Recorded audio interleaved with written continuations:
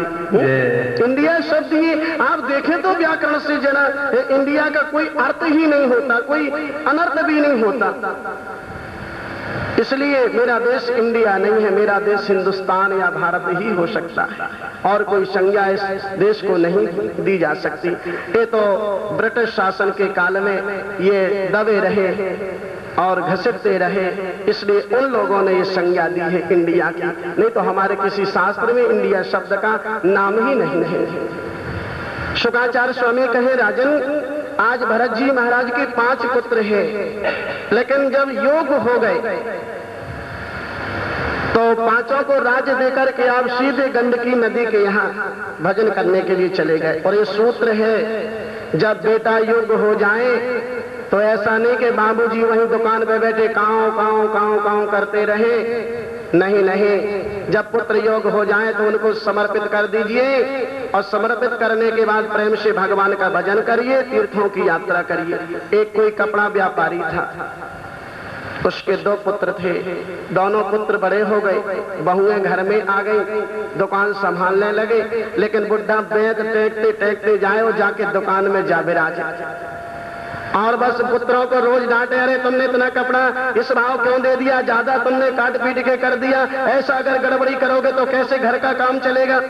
दोनों पुत्रों ने कहा, बाबूजी चिंता मत करो, हम तुम्हारी तो संतान है, आप जरा शांत बैठो, भजन करो, हम तुमसे दूना कमा के दिखाएंगे। नहीं, तुम गड़बड़ी करते हो, ऐसा बिल्कुल हम चलने नहीं देंगे। सो बड़े पुत्र ने देखा ये रोज का झगड़ा है, तो 10 मीटर कपड़ा उसने दुकान से निकाला और बाबूजी के हाथ में दे दिया। लो बाबूजी। बाबूजी ने कहा, मैं क्या करूंगा इसका? बोले 5 मीटर नीचे बांधना, 5 मीटर ऊपर बांधना, वृंदावन में बना दिया कमरा, जाओ जाके भजन कर। बड़े बेटा की लाल पीली आंखें देखी, बाप रे, बाबूजी तो कांप गए, अब तो जाना ही पड़ेगा। लेकिन जब दुकान से वो निकला बुढ़ा, तो उसने 10 मीटर कपड़ा लिया और बीच से लेकर के फाड़ दिया कपड़े को, और 5 मीटर कपड़ा अपने बड़े बेटा को दे दिया। पुत्र, इस कपड़े को तू रख ले, मेरा काम तो 5 मीटर में ही चल जाएगा, 2.5 मीटर बांध लूंगा, 2.5 मीटर ओढ़ लूंगा, तू रख ले, तेरे काम आएगा। पुत्र ने कहा, बाबूजी मेरे क्या काम आएगा, मैं तो पैजामा कुर्ता पैंट शर्ट पहनता हूँ, मैं इस कपड़े का क्या करूंगा। उसने कहा, रख ले, तेरे काम आएगा, जो पलने में ललना बना तेरा झूल रहा है ना पुत्र, तू तो धर्मात्मा निकला बेटा, तू धक्का दे रहा है तो कम से कम 10 मीटर कपड़ा तो दे रहा है, और जब तेरा बेटा तुझे लात मार के घर से बाहर करेगा तो 10 मीटर कपड़ा भी नहीं देगा, तब तेरे काम आएगा, रख ले, काम आएगा। तो अगर धक्का दे करके बाहर कोई निकाले, इससे तो यही अच्छा है कि जो हम कार्य कर रहे हैं, करते करते जीवन निकल गया, वो कार्य हम बंद कर लें और अपने पुत्रों को कार्य करने का मौका दें, और बड़े प्रेम और आनंद से भगवान का भजन करें। तो आज 5 पुत्रों को राज्य देकर के महाराज भरत सीधे गए हैं और गंडकी नदी के तट पर बैठ करके भगवान का भजन करने लगे। देखिए, गंडकी नदी नेपाल में है, अपने यहाँ नहीं है, इसलिए ये इतिहास है कि किसी न किसी दिन ये नेपाल भी हिंदुस्तान के अंदर ही था, भारतवर्ष के अंदर ही था। वहां आप गए गंडकी नदी के किनारे, जहां तुलसा दल डाले और तुरंत सालक राम हाथ में आ जाए। ऐसा आज भी होता है। हमारे साधु संत वृंदावन से जाते हैं, गंडकी नदी में स्नान करते हैं, और तुलसा महारानी को जो गंडकी नदी में प्रवाहित किए और अंजलि लगाए तो अपने आप सालिक राम ऊपर आ जाते हैं। वैज्ञानिकों ने कहा, कोई ऐसा तत्व है यहाँ के पत्थर में कि तुलसी दल से डालो, जैसे चुम्बक लोहे को खींचता है, ऐसा तुलसा दल सालिक राम को खींचता है। लेकिन कुछ भी सही, ये प्रभाव आज भी है। तुलसा दल डालिए, सालिक राम हाथ में आ जाते हैं। तो आज उस नदी के तट पर महाराज श्री भरत जी बैठ करके भगवान का भजन कर रहे हैं। करते करते करते करते इनका बिल्कुल तन कृष्ण दुबला पतला हो गया, लेकिन इनको थोड़ा प्यास लगी।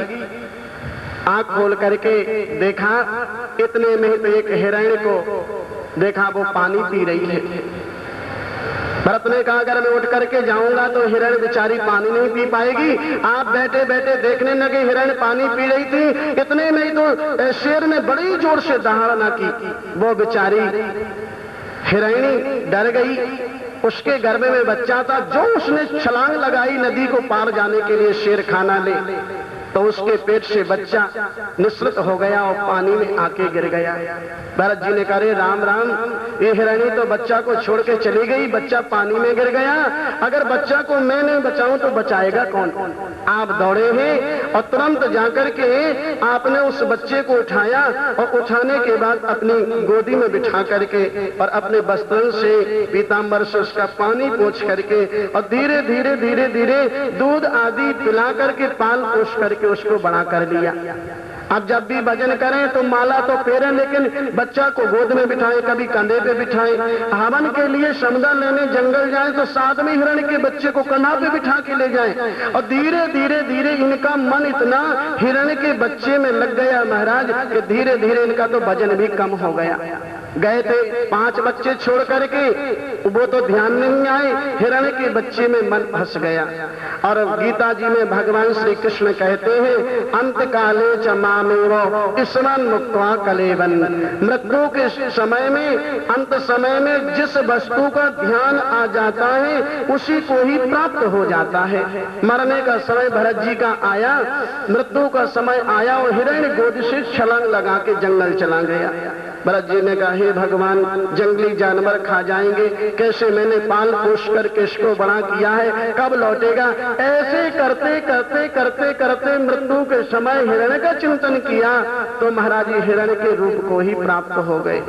अंत काले च मामेव स्मरन् मुक्त्वा कलेवरम या प्रयाति समद्भामम याति नान्यस्त्र संशयः। इसमें कोई संशय नहीं है, अंत में जिस वस्तु का चिंतन करेंगे उसको ही हम प्राप्त हो जाएंगे, वही जन्म हमारा होगा। हिरण का शरीर मिला, भरत जी को गलती का एहसास हो गया, बहुत बड़ी गलती हो गई, हिरण के शरीर में मैं फंस गया, वो प्राप्त हो गया। तो जिस दिन एकादशी होती उस दिन आप घास तक नहीं लेते, खाली नदी में जाके जल पी लेते। अमावस्या पूर्णिमा में आप परिक्रमा करते हैं। ऐसा भजन इस योनि में भी, हिरण की योनि में भी आप करते हैं। भगवान ने कृपा की, अब तो शरीर छूट गया, छूटने के बाद आपको ब्राह्मण के शरीर की प्राप्ति हो गई। आज ब्राह्मण का शरीर आपको मिला और ब्राह्मण का तन हमारे शास्त्र कहते हैं कि सबसे बाद में मिलता है। और ब्राह्मण ने अगर कोई गड़बड़ी की ना तो पुनः वो ऊपर से नीचे आ जाता है 84 लाख योनियों को भोगने के लिए, क्योंकि ब्राह्मण का तन तप करने के लिए, पूजा पाठ करने के लिए, अनुष्ठान करने के लिए ही तो होता है। अगर वो ये कार्य न करके कोई विपरीत कार्य करता है तो उसका मरण बिगड़ जाता है। 84 लाख योनियों में पुनः उसको भ्रमण करना पड़ता है। आज महाराज श्री हिरण के शरीर को छोड़कर के जब ब्राह्मण कुल में आपने जन्म लिया तब तो आपने निश्चय कर लिया कि मुझे मौन रहना, बोलूंगा तो संसार में फंसूंगा और बोलूंगा नहीं तो संसार में नहीं फंसूंगा। तो प्रेम आनंद से घर में रहते, माता पिता ने देखा बालक जब बड़ा हो गया, 12 वर्ष का बालक हो गया, तो आपने यज्ञोपवीत संस्कार किया अपने बालक का। ब्राह्मण का जो यज्ञोपवीत होता है 8 वर्ष में या 12 वर्ष में, ज्यादा अगर है तो 16 वर्ष में, इससे ज्यादा आयु में ब्राह्मण का यज्ञोपवीत का विधान नहीं है। अब कोई शादी के समय ही यज्ञोपवीत करे तो उसकी कौन बात कहे, लेकिन विधान ये है 8, 12 या 16 वर्ष में ब्राह्मण का यज्ञोपवीत हो जाना चाहिए। तो आज प्रेम और आनंद के साथ में यज्ञोपवीत संस्कार किया। इसके बाद गायत्री मंत्र, तो गायत्री मंत्र सिखाते सिखाते स्वयं पिता सिधार गए स्वर्गलोक, लेकिन गायत्री आपने एक बार भी मुख से नहीं बोले।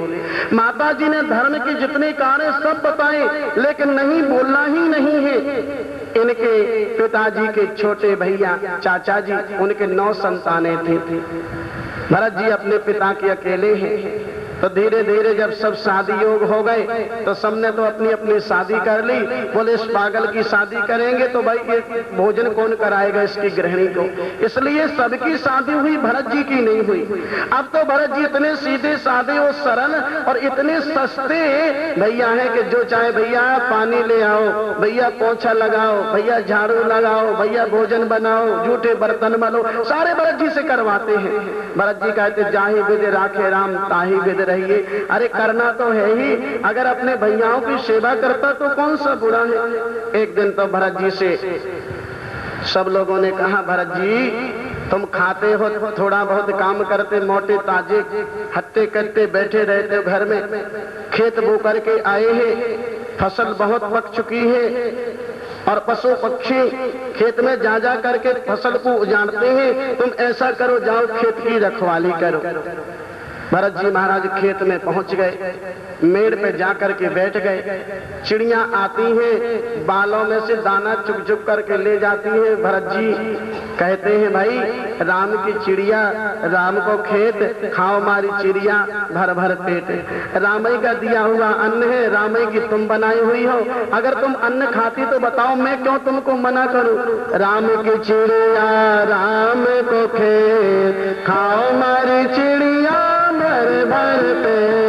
राम की चिड़िया राम की खेत, खाओ मारी चिड़िया भर भर पे। राम की चिड़िया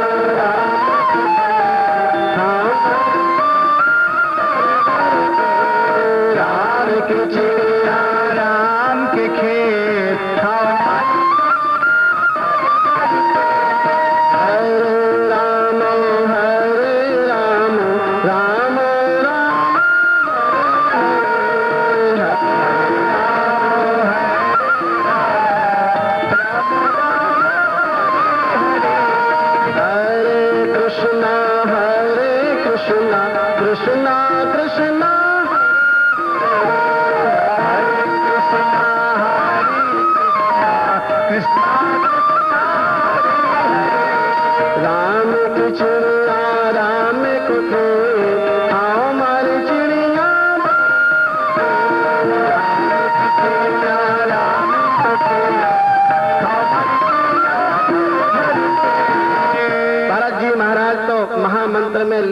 परम प्रसन्न हो जाएं, लीन हो जाएं और चिड़ियां आए, गौ माता आए, खेत खा खा करके चली जाए।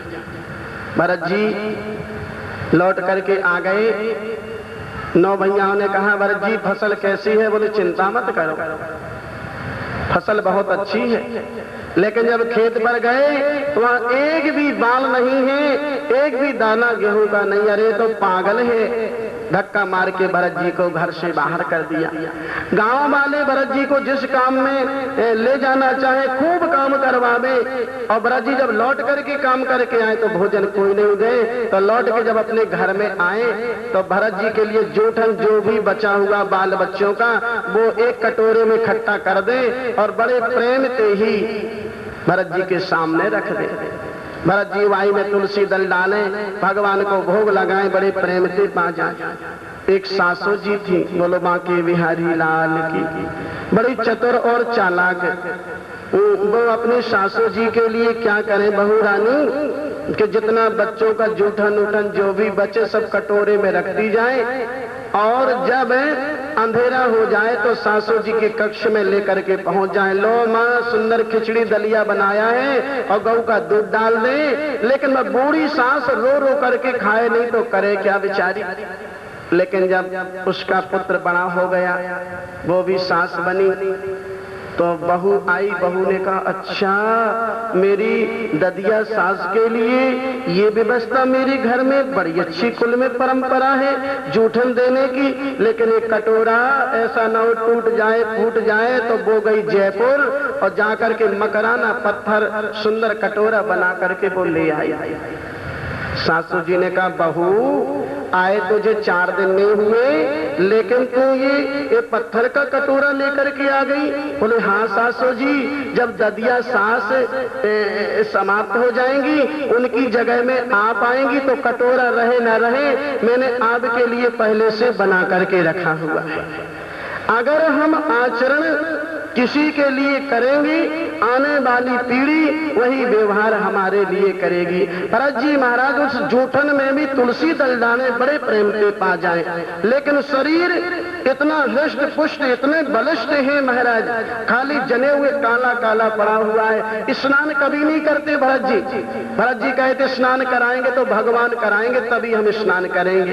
तो जब बारिश हो जाए तभी स्नान करने, नहीं तो रोज स्नान करने की कोई जरूरत नहीं। और भरत जी महाराज के तन में 2 अंगुल की लंगोटी तक नहीं है। चाहे सर्दी आए, चाहे गर्मी आए, चाहे बरसात आए, वे ऐसे ही विचरण करते हैं। अब तो गांव वालों ने करे भाई इतना बड़ा हो गया, इसको लज्जा नहीं, शर्म नहीं, नग्न डोलता है। गांव वालों ने खदेड़ करके भरत जी को बाहर कर दिया। भरत जी महाराज चल पड़े। वो तो अवधूत है। हमारे यहाँ जो दिगंबर जिसको कहते हैं, जैनियों में जो दिगंबर होते हैं, वो दिगंबर वेश धारण करना यहाँ से प्रारंभ हुआ है, भरत जी की स्थिति से। और हमारे सुखदेव जी भी दिगंबर थे, उन्होंने भी कुछ नहीं पहना, 2 अंगुल तक की लंगोटी अपने जीवन में नहीं लगाई। भरत जी महाराज चले गए। एक राजा के कोई संतान नहीं हो रही थी। किसी तांत्रिक ने कहा, राजन तुम नर बलि दोगे तो तुम्हारे संतान हो जाएगी। तो आज नर बलि के लिए राजा ने कह दिया कि जाओ देख करके आओ, जंगल में जो भी व्यक्ति मिल जाए उसको पकड़ के लाओ और देवी के सामने उसको स्नान कराओ, वस्त्र पहनाओ, देवी के सामने बलि दे दो। सो महाराज और तो कोई नहीं मिला, भरत जी ही महाराज मिल गए। भरत जी को दूतों ने पकड़ा, ये नहीं कहा कहां ले जा रहे, क्यों ले जा रहे, क्या बात है, नहीं, जहां तुम ले चलोगे मैं वहीं चलूंगा।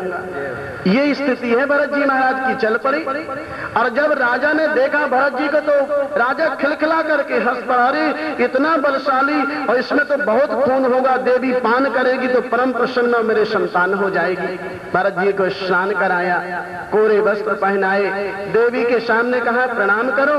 प्रणाम जैसी झुक के करने लगे तो आपने तलवार उठाई राजा ने, और जो तलवार मारने वाले थे मूर्ति देवी की फट गई, भद्रकाली प्रकट हो गई और तलवार लेके राजा को, रानी को, अनुयायियों को सबको मार करके समाप्त कर दिया। आज महाराज भरत जी को लेके गोद में बिठा लिया। शुक्राचार्य स्वामी कहे, राजन अभी इनको कोरे वस्त्र पहनाए, तलवार दिखाए तो ये भयभीत नहीं हुई, और अब गोद में देवी ने बिठा लिया तो आप प्रसन्न नहीं हैं। वो सोच रहे हैं मरेगा तो ये शरीर मरेगा, ना मारो तो भी मरना है, आत्मा का तो कुछ बिगड़ने वाला नहीं, मैं तो आत्मा को जानने वाला आत्मज्ञानी भरत हूँ। अब तो महाराज राजा के वहां से भरत जी आगे चल रहे। धीरे धीरे बहुत जंगल में महाराज श्री भरत निकल गए, लेकिन वहां एक रघुगण जिस राजा का नाम, वो ज्ञान उपदेश सीखने के लिए कपिल देव भगवान के आश्रम जा रहा था। राजा रघुगण पालकी में बैठे हुए चले जा रहे हैं। चलते चलते जब बहुत दूर पालकी चली गई तो एक कहार का पैर पत्थर से लगा, ठोकर लगी, पैर उसका टूट गया। पालकी कैसे जाए, 2 कहार आगे 2 कहार पीछे, एक कहार का टूट गया पांव, तीनों कहार ने पालकी नीचे रख ली। महाराज हम पालकी ले जाने में असमर्थ हैं, हमारे साथी का तो इस कहार का पांव ही टूट गया। राजा ने कहा चिंता क्यों करते हो, मैं इस देश का राजा हूँ और मेरी जो प्रजा है उस प्रजा को राजा किसी भी काम में ले सकता है, इसलिए तुम देखो अगर कोई इधर उधर व्यक्ति मिल जाए तो उसको पकड़ लाओ। और तो कोई नहीं मिला महाराज जंगल में, भरत जी मिल गए मोटे ताजे। तो वैसे ही राजा ने का काम बन गया, इसको पालकी में आगे लगा दो। पालकी में भरत जी को आगे लगा दिया, लेकिन जहां चेटी सामने आवे ना तो आप छलांग लगा जाए। जो छलांग लगाए तो ऊपर से जो पालकी में डंडा रहता है खट्ट से आके राजा के लगे। राजा करे अरे भाई ठीक से पालकी चलाओ। तीनों डर गए। तीनों ने कहा महाराज हम तो ठीक ठाक से पालकी ले जाते हैं, परंतु जो नया कहार आया है ना, कभी हंसता है, कभी रोता है, कभी गाता है, कभी छलांग लगाता है, कभी बैठ के रह जाता है। राजा ने कहा पालकी नीचे करो। राजा पालकी से नीचे उतर आए और राजा ने व्यंग किया, शरीर को देख के कहा भैया देखने में तो तुम बड़े दुबले और पतले हो, लेकिन चलते तुम ऐसे हो, खेल करते हुए लगता है तुम्हारी हमें चिकित्सा करनी पड़ेगी। भरत जी महाराज यद्यपि बोलते नहीं, जो अपने पिता से नहीं बोला, माँ से नहीं बोला, भाइयों से नहीं बोला, गांव वालों से नहीं बोला, किसी से नहीं बोला, वो राजा से क्या बोलता। लेकिन दुनिया कहती रघुगण राजा को भरत जैसा आत्मज्ञानी मिल गया महापुरुष, लेकिन राजा मूर्ख का मूर्ख ही बना रहा, इसलिए ना चाहने पर भी भरत जी महाराज बोल पड़े।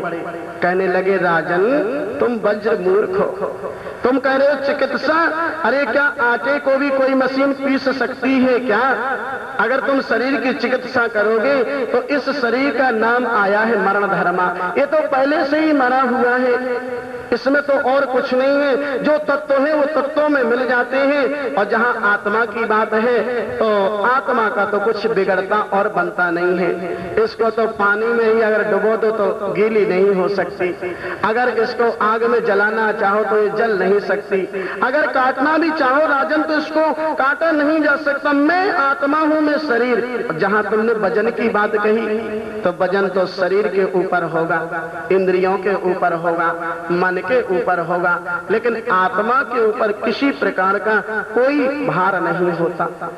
राजा ने कहा, हे भगवान गलती हो गई, ये बोलता क्या है? पालकी से राजा तुरंत बाहर तो खड़े ही थे, दम से जाकर के चरणों में गिर गए। महाराज को भगवान आप कौन हैं? तो भरत जी ने कहा, ये भी बताना पड़ेगा कि मैं कौन हूं। अको विदा को विद बाद बादान बदस्वतो नाति विदाम वरिष्ठा। बातें तो तुम कर रहे हो राजन ज्ञानियों जैसी, लेकिन वज्र मूर्ख हो। तुम कह रहे हो कि कौन हूं? अरे जो तुम हो वही मैं हूं, क्योंकि वो आत्मा जो चैती में रहती वही आत्मा हाथी में रहती, वही आत्मा स्त्री और पुरुष में रहती। आत्मा कभी छोटी और बड़ी नहीं होती, इसलिए जो तुम हो वही तो मैं हूं। हम में तुम में कोई अंतर नहीं है। तो यो दितम व्यक्तिमभि भरतो समेशा यद वीर भार गंतो यदिशा यदिगम ननज्वा वेतरासो न विदाम प्रमाद।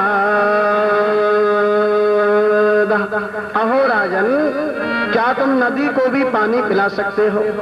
राजा ने कहा, नहीं। क्या जहां से जमीन पे लोग चलते हैं जमीन को भी भार हो सकता है? नहीं। जब ये सब नहीं होता है तो बताओ मुझे कैसा भार? मैं तो आत्मा हूं। आज जब ऐसा दिव्य ज्ञान उपदेश दिया, राजा ने हाथ जोड़ करके कहा, महाराज सुनो, ना हम विसंके सुरराज वैद्या नायक सोला सुगंधा। महाराज मैं देवराज इंद्र की गदा से नहीं डरूं, मैं जमराज के दंड से भी नहीं डरूं। अगर मैं डरता हूं तो ब्राह्मण के श्राप से डरता हूं। कहीं आप ब्राह्मण तो नहीं है? कहीं आप ब्राह्मण तो नहीं है? आज कहने लगे, राजन तुम पहचान रहे हो, लेकिन अभी भी तुम भूल कर रहे हो कि तुम्हें करना क्या चाहिए। तुम्हें क्या करना चाहिए? राजा ने कहा, महाराज आप ही बताएं, मुझे कुछ ज्ञान दें। शुकाचार्य स्वामी कहे, राजन भरत जी महाराज ने कहा, एक तुम्हारे जैसा राजा था, वो जंगल घूमने के लिए गया। जंगल में सुंदर वृक्षावलियां लताएं पताएं वृक्षों को देखने में लग गया, लेकिन उसको ये मालूम नहीं रहा कि इस जंगल में शेर भी रहता है। जब वो झाड़ियों में से शेर निकल के आया, राजा ने भागना प्रारंभ किया। भागते भागते राजा बहुत भागा, लेकिन उस शेर ने पीछा नहीं किया। राजा ने कहा, मैं कहां जाऊं? एक बहुत बड़ा बट वृक्ष था, जाके राजा उस बट वृक्ष पे चढ़ गए। जो बट वृक्ष पे चढ़े, शेर नीचे बैठ गया। शेर ने कहा, कभी तो तुम नीचे उतरोगे, और जब तुम नीचे उतरोगे तो मैं खा जाऊंगा। राजा ने कहा, मैं नीचे ही नहीं उतरूंगा तो खाओगे कैसे? लेकिन राजा ने सोचा, जो वृक्ष है इसकी जड़ कहाँ है, मजबूत है कि नहीं? जो जड़ की तरफ देखा तो वो कुओं में सारी जड़ लटकी हुई है। गड्ढा है बहुत बड़ा, उस गड्ढे में सारी जड़ें गई हैं। राजा ने कहा, मैं अगर उतरूं तो शेर खा जाए, नहीं उतरूं तो जड़ तो इसकी कुओं में गई है, इस गड्ढे में गई है। और गड्ढे में झांक करके देखा तो दो चूहे हैं, एक सफेद चूहा है, एक काला चूहा, और दोनों धीरे धीरे उस जड़ को काट रहे हैं। राजा ने कहा, हे भगवान उतरूं तो शेर खा जाए, नहीं उतरूं तो दो जो चूहे जड़ को काट रहे हैं, एक दिन तो वृक्ष गिरेगा नीचे और निश्चित रूप से मैं शेर के मुख में चला जाऊंगा। शुकाचार्य स्वामी कहे, राजन समझ गए ना, संसार ही जंगल है, और संसार में जब ये जीव आता है तो भोग करते करते भूल जाता है कि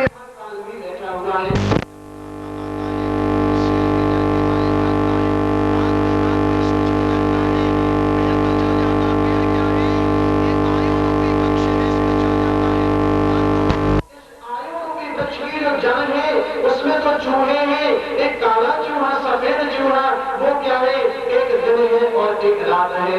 ये दिन और रात दोनों चूहे धीरे धीरे हमारी उम्र को कम करते जा रहे हैं, काटते जा रहे हैं।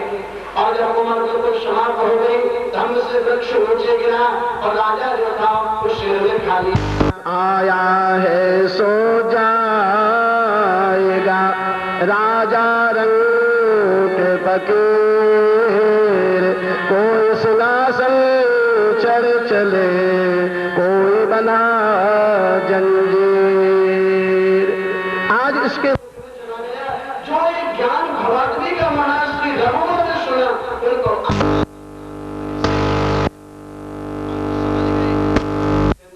संसार इस जगत में एक ना एक दिन तो प्राण नहीं है।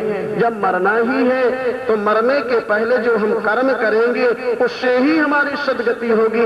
इसलिए वो आत्मचिंतन में लग गए और जड़ भरत जी महाराज पूजित होकर के आगे चले गए।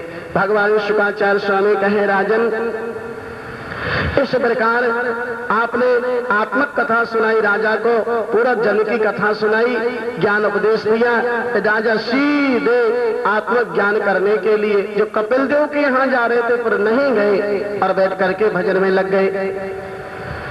आगे राजा ने प्रश्न किया, महाराज अगर कोई धर्म करना चाहे तो कहाँ जाए? शुक्राचार्य स्वामी कहे, राजन उनके लिए 4 धाम है, जगन्नाथपुरी है, रामेश्वरम है, बद्रीनाथ धाम है और द्वारका है। इन 4 धामों की यात्रा करने से पुण्य आवे है। अयोध्या है, मथुरा है, काशी है, द्वारका है, बनारस है, कांचीपुरम है, अवंतिका है, द्वारका है। ये 7 पुरियां हैं, ये मोक्ष मथुरा माया काशी कांची अवंतिका पुरी जावती सत्य मोक्ष। इन 7 पुरियों में जाकर के ध्यान करे, भजन करे है। आगे कहते हैं इसी प्रकार से भगवान अगर शिव की कोई आराधना करे तो 12 ज्योतिर्लिंग है। फैला है सोमनाथ, मल्लिकार्जुन, महाकाल, वैद्यनाथ, ओंकार, भीमशंकर, नागेश्वर, काशी के महाराज विश्वनाथ, रामेश्वरम, ब्रह्मकेशम, केदारनाथ, कुसमेश्वर। इस प्रकार से इन 12 ज्योतिर्लिंगों का जो नाम लेता, ध्यान करता, यात्रा करता है, भगवान शिव परम प्रसन्न हो जाते हैं। अगर कोई सरोवरों में स्नान करना चाहे, राजन तो सबसे पहले सरोवर है, मान सरोवर है, बिंदु सरोवर है, पंपा सरोवर है, पुष्कर सरोवर है, नारायण सरोवर है। इस प्रकार से इन सरोवरों में स्नान करना चाहिए। आगे महारानी गंगा के उद्गम स्थान अनेक वन और पर्वतों का शुक्राचार्य स्वामी ने उल्लेख किया है। आगे कहा, राजन हमारी इस पृथ्वी से सबसे दूरी में अगर कोई है तो भगवान सूर्य नारायण है। सूर्य नारायण पृथ्वी से 1 लाख योजन की दूरी पर है। यहाँ श्रीमद् भागवत में भूगोल खगोल के अंदर सूर्य चंद्र नवग्रहों का वर्णन है, उनकी दूरी का वर्णन है। यही सृष्टि प्रसंग में शिव महापुराण में भी विशद वर्णन किया है। पृथ्वी से 1 लाख योजन की दूरी पर सूर्य मंडल है, सूर्य मंडल से 1 लाख योजन ऊपर चंद्रमंडल है, चंद्रमा से 10,000 योजन ऊपर नक्षत्र है, अश्विनी भरणी कृतिका आदि। नक्षत्रों से 1 लाख योजन ऊपर सप्तऋषि है, सप्तऋषियों के मंडल से 1 लाख योजन ऊपर ध्रुव जी महाराज का मंडल है। और वहां से 1 करोड़ नीचे भुआ, वा, स्वाहा, जना, ये तीनों लोग विराजमान है। ध्रुव के ऊपर महर्लोक है, यहाँ सनत सनंदन सनातन सनत कुमार वास करे हैं। शुक्राचार्य स्वामी कहे, राजन 50 और साधु संत महात्मा जो ब्रह्मा के पुत्र है, ये चारों ब्रह्मा के पुत्र भी यही वास करे हैं। और इसके 2 लाख योजन के ऊपर शुक्र है, शुक्र से 2 लाख योजन की दूरी पर बुध है, बुध से ऊंचे 10 लाख योजन पर मंगल है, मंगल से 2 लाख योजन बृहस्पति है, बृहस्पति से 2 लाख योजन के ऊपर शनिश्चर है। लेकिन राजा ने कहा महाराज ये जो शनिश्चर आपने कहा, मैंने सुना ब्राह्मणों से कि जब शनिश्चर आता है राशि के ऊपर तब बड़ा गड़बड़ी फैलाता है। हाँ राजन, शनिश्चर का तो नाम ही ऐसा है, शनिश्चर किसी को नहीं छोड़ता। पंडित हो, साधु हो, संत हो, महात्मा हो, कथावाचक हो, कोई भी क्यों ना हो, क्षत्रिय, ब्राह्मण, वैश्य, शूद्र, कोई भी क्यों ना हो, ये किसी को छोड़ता नहीं है। जैसे हम किसी भी राशि के हैं और जब कोई ग्रह निकलता है तो उस राशि से टकराता है, उसका जो प्रभाव पड़ता है वो व्यक्ति के सिर पे आता है। जैसे आप पुल के नीचे खड़े हो जाएं, साइकिल वाला निकलेगा तो आपको पता चलेगा इतना टाइम लगा, मोटरसाइकिल वाला निकलेगा पता चलेगा इतना टाइम लगा, बस वाला निकलेगा पता चलेगा इतना टाइम लगा, ट्रेन निकलेगी तो पता चलेगा इतना टाइम लगा, अगर वायुयान भी निकलेगी तो भी आपको उसके नीचे ही आभास हो जाएगा। इसी प्रकार कोई भी ग्रह जब निकलते हैं राशि के ऊपर से तो नामधारी राशिधारी को उसका आभाव और उसके ऊपर प्रभाव पड़ता है। और महाराज शनिश्चर तो ऐसा विचित्र देवता है, किसी को नहीं छोड़ता। एक बार तो ये देवी देवताओं की बात कौन कहे, महादेव शंकर दादा के पास कैलाश पर्वत पर पहुंच गया शुक्रवार की रात में ही। शंकर दादा ने कहा ओहो शनिश्चर देव आए हैं, प्रणाम। शनिश्चर ने कहा प्रणाम मत करो, आज शुक्रवार की रात है, सुबह शनिवार है, कल से तुम्हारी राशि के ऊपर आ जाऊंगा। शंकर दादा ने कहा क्या बिगाड़ोगे अपना, भजन पूजन करते, पाठ पूजा करते, हम तो माला लेकर के भजन करते, हमारा क्या बिगड़ेगा। शनिश्चर ने कहा चिंता मत करो, जब आऊंगा तभी बताऊंगा कि क्या बिगड़ेगा। इतना कहकर के महाराज चला गया शनिश्चर। शंकर दादा ने सोचा ऐसा नहीं कहीं शनिश्चर आ जाए, 2-4 माला जो भजन करते वो भी छूट जाए। तो भगवान शंकर ने नंदी भृंगी से कहा कि चलो गंगा के किनारे विशाल गड्ढा खोदो, उस गड्ढे में मैं बैठ जाऊंगा, तुम ऊपर से लकड़ी है, घास है, फूस है, पत्ते, और बाद में जो गंगा जी की मिट्टी डाल देना। अरे शनिश्चर आएगा तो मुझे तो ढूंढ ही ना है पावेगो के कहां गए शंकर दादा। ऐसा ही किया, मिट्टी में दबा करके महाराज नंदी भृंगी चले आए। और जब प्रातः काल हुई तो शनिश्चर आया, माता पार्वती से कहने लगे कहां गए वे भोले भंडारी। पार्वती ने कहा मालूम नहीं आया, शुक्रवार की रात में आप आए थे ना, और आपके जाने के बाद 3 घंटा बाद शंकर दादा कहां चले गए तो बताई के गए ना, मैं बताऊं कहां।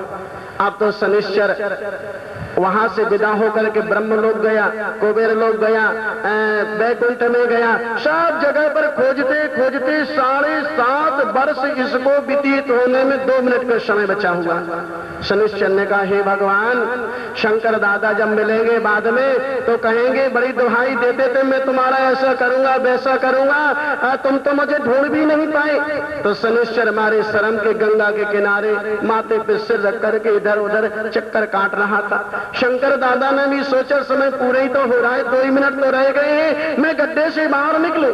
तो बाबा ने जैसे घास फूस लकड़ी हटाई और जैसे ही शंकर दादा गड्ढे से बाहर निकले तो सामने ही शनिश्चर को देखा। सामने शनिश्चर को जब देखा, शनिश्चर कहने लगा बाबा कहाँ थे अभी तक 7.5 वर्ष। शंकर दादा ने कहा पहले तुम बताओ तुमने हमारा बिगाड़ा क्या। शनिश्चर ने कहा नहीं नहीं पहले ये बताओ कि थे कहाँ आप, तब मैं बताऊं मैंने क्या बिगाड़ा। शंकर दादा ने कहा कहाँ थे, अपन तो यही गंगा के किनारे गड्ढा खोद करके और इसी बालू के अंदर ऊपर से खूब रेत डाल दी नंदी भृंगी ने। शनिश्चर ने कहा बाबा यही तो मेरा प्रभाव है, जिसके मैं ऊपर आता हूं उसको मिट्टी में मिला के बर्बाद कर देता हूं। शंकर दादा ने कहा भैया बात तो सही है, छिपने के लिए पानी में भी छिप जाता, पेड़ पे चढ़ जाता, ब्रह्मलोक चला जाता, नारद लोक चला जाता, लेकिन कहीं नहीं, मैंने मिट्टी में ही जगह क्यों सोची। इसीलिए जब शनिश्चर आता है तो शंकर दादा को भी मिट्टी में मिला के महाराज बर्बाद कर देता, और लोगों की बात तो करे कौन।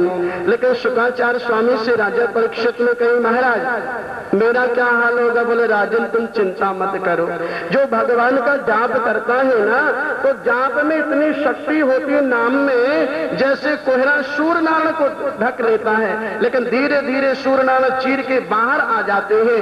इसी प्रकार 7.5 साल के लिए भले शनि आया है, लेकिन वो भजन के प्रकाश से धीरे धीरे धीरे धीरे धीरे शनिश्चर कुछ नहीं बिगाड़ता, वो निकल के बाहर आ जाता है। भगवान सुखदेव स्वामी आगे कहे राजन इस प्रकार से ये नक्षत्र है वो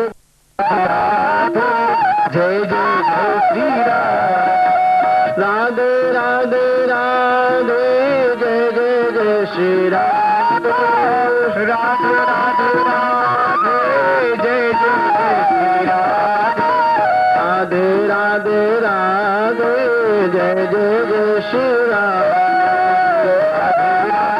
राधे राधे जय जय जय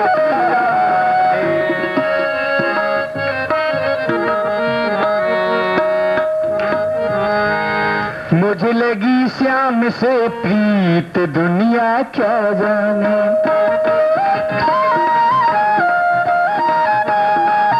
मुझे लगी श्याम से प्रीत दुनिया क्या जाने,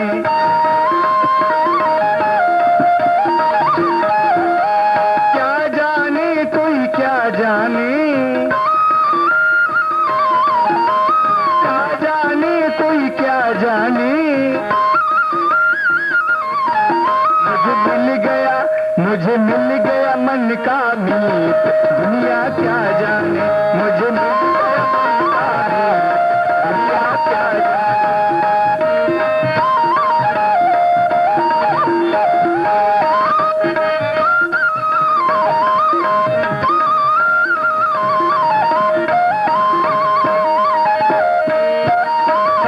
की मैंने श्याम की जब से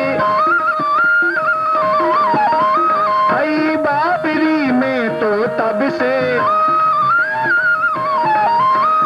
आंधी प्रेम की डोर मुहन से नाता तोड़ दिया मैंने जग से, एक ऐसी पागल प्रीत दुनिया क्या जाने,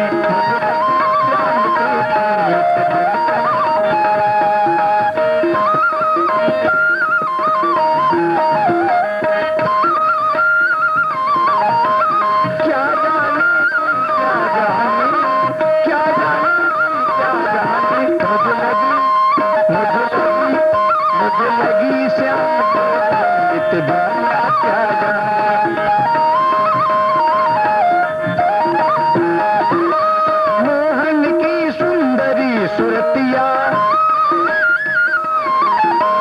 मन बस गई, मोहनी मूर्तिया मन लोग कहे ये भई बावरिया, जब से ओढ़ी श्याम चुनरिया,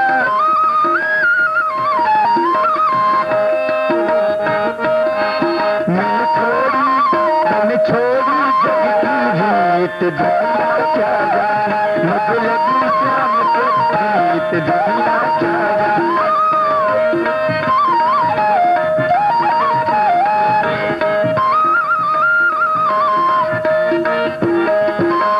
हरदम अब तो मस्तानी के लाज दीनी बिसरानी, रूप रास सब अंग समानी, हीरत हीरत रहूं दीवानी, मैं तो गाऊं खुशी के गीत दुनिया क्या जाने, मुझे लगे श्याम से प्रीत दुनिया क्या जाने।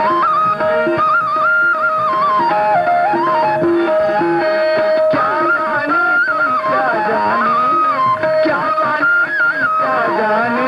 मुझे लगी श्याम से प्रीत दुनिया क्या जाने।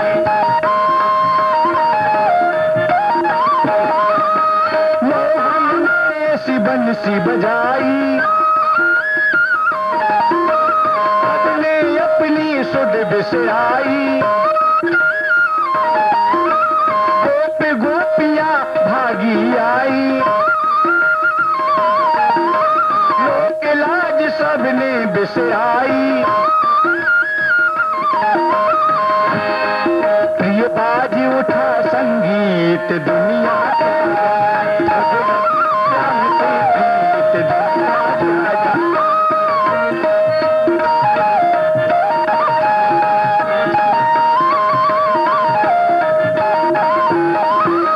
भूल गई कहीं आना जाना,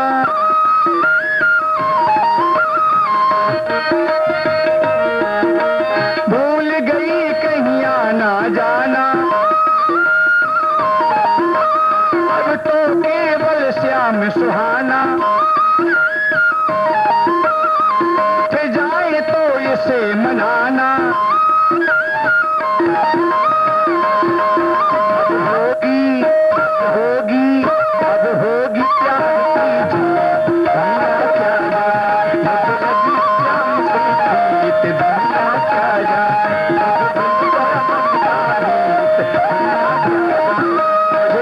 श्याम से प्रीत दुनिया क्या जाने। क्या जाने